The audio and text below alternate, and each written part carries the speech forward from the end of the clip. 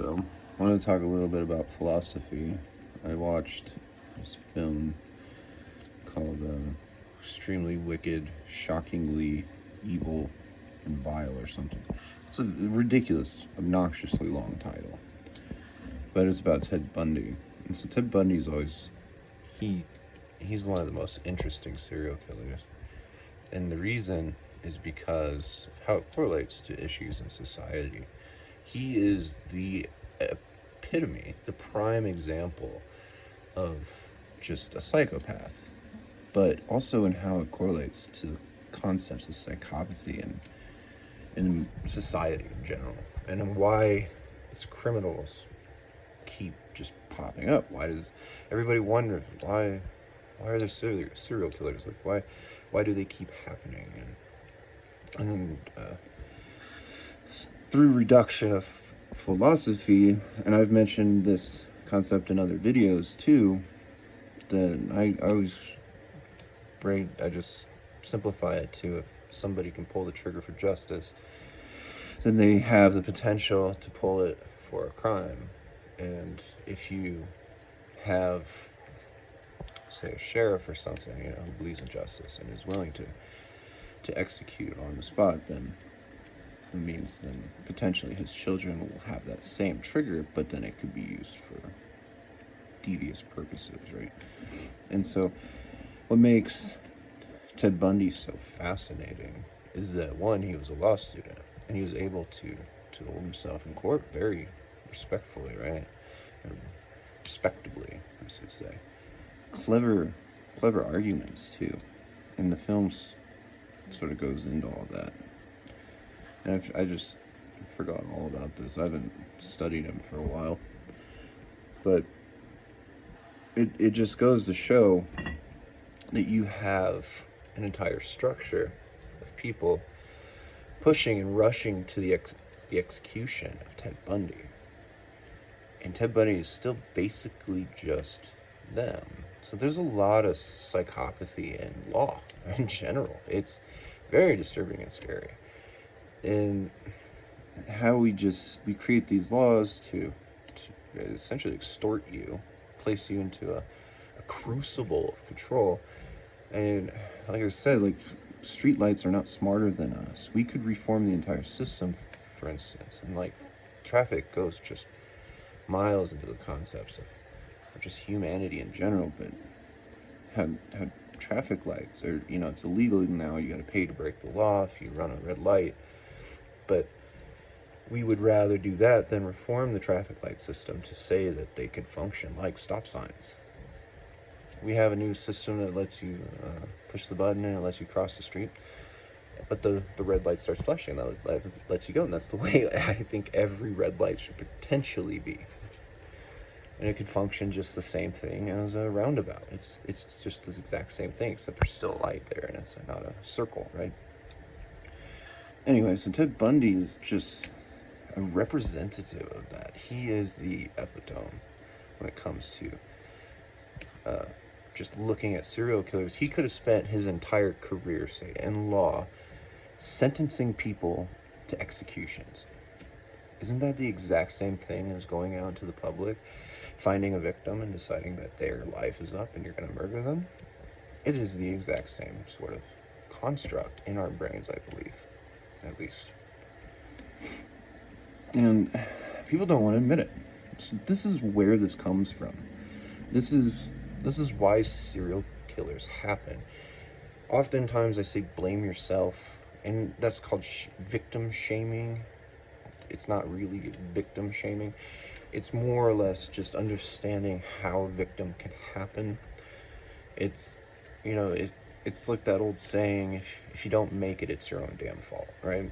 It's an old saying that tries to help people understand that while we do try to better each other democratically, right? Democracy is just fundamentally designed to try and help through self-awareness, to eliminate self-indulgence, but it also has that fork in the road where it can paradox and create an entire oppressive structure of the majority over the minorities. And what people agree is right just because it's right. And that's the same thing with Ted Bundy and his case. I was watching it. I was like, I was analyzing. I was understanding just because he has not been proven guilty, and because he has not admitted to the crimes. Technically, he is still innocent, right? He did not do them.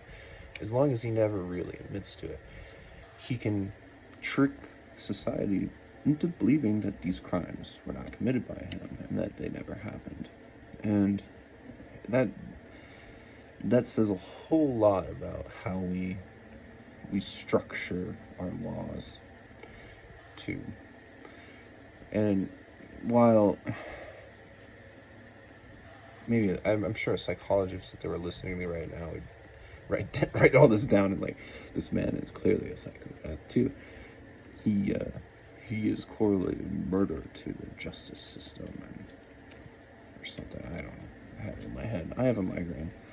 Spent all day yesterday trying to figure out mind-controlled prosthetic limbs, which I figured that out, except for how to actually build them, and the circuitry that's required is just menacingly complicated. And I figured it out and simplified it. I don't want to talk about it. I'm talking about philosophy right now. What am I doing? Anyway.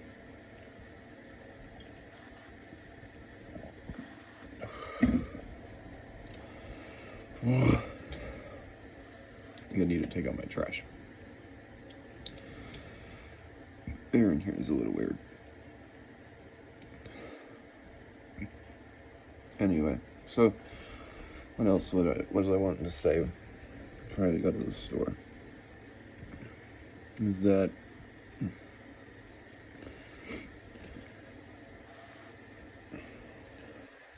it goes into gun laws too. So guns, everybody wants to push to remove guns.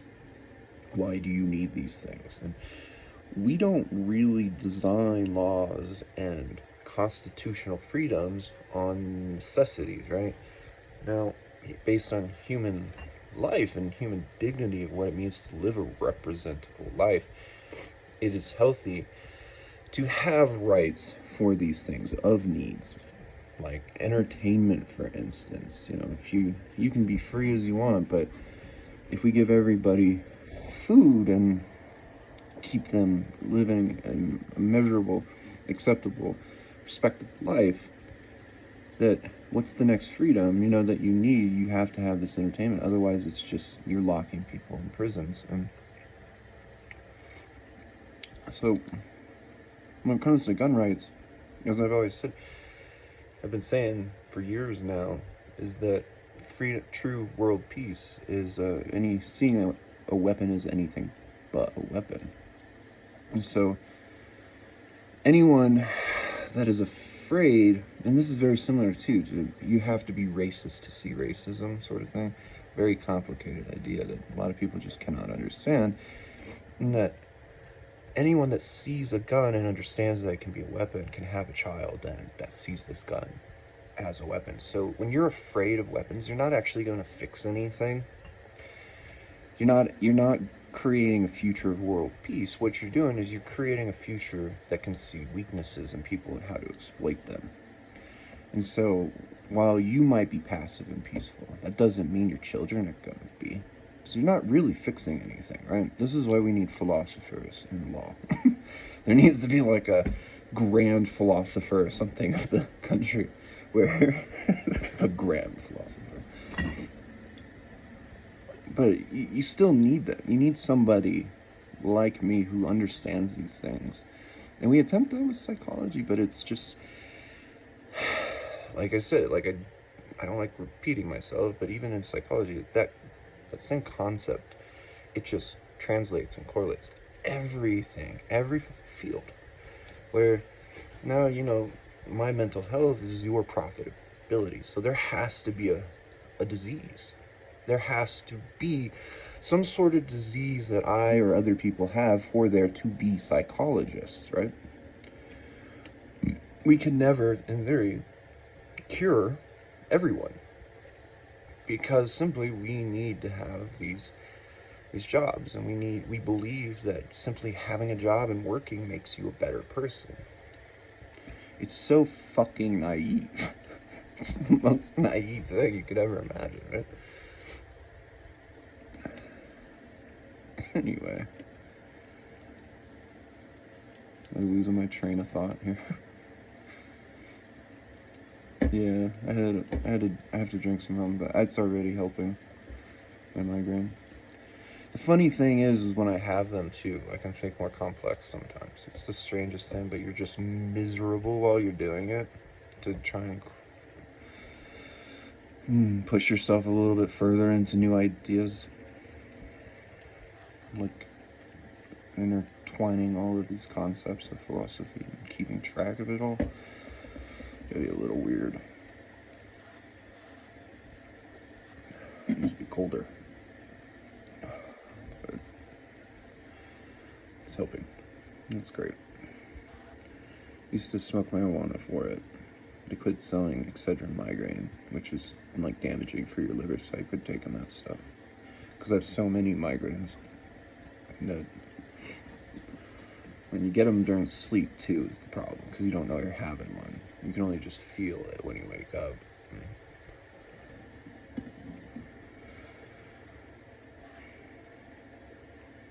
Anyway, so what does that say for us? Man. See, all I've ever done is you get to a point where you're making decisions, and that's when you're corrupting philosophy, and that's why I reduced it, and so you go backwards from that, because you don't want to be the next Marxist, right? You don't want to be the next Karl Marx. You want to be the next Plato, is what you want to be.